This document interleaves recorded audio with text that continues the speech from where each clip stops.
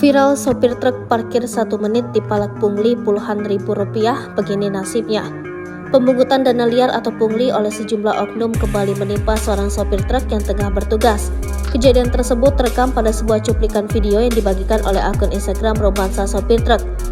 Adapun berdasarkan keterangan lokasi kejadian tersebut terjadi di PT Indah Kiat Pulp and Paper Perawang Riau. Pada yang diunggah, sopir tersebut nampak dihadang oleh sejumlah oknum yang meminta uang dengan nominal Rp25.000. Padahal dalam narasi video disebutkan bila sopir baru parkir di kawasan tersebut selama 1 menit. Lantaran mematok harga tidak masuk akal, sopir dan gerombolan oknum pelaku pungli terlibat adu argumen. Bahkan, salah satu anggota dari gerombolan tersebut terlihat saling ngotot agar sopir harus patuh dengan mengaku sebagai ormas. Namun sopir truk tersebut tetap tidak terima dan mencoba bernegosiasi dengan meminta pelaku mengurangi harga yang diminta.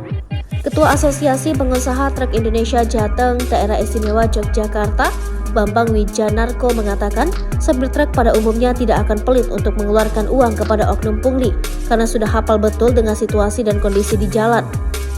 Sehingga biasanya sopir punya anggaran dana untuk hal tersebut.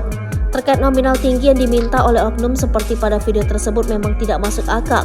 Sehingga menurut Bambang, sudah sewajarnya sopir untuk menawar harga sebagai jalan tengah.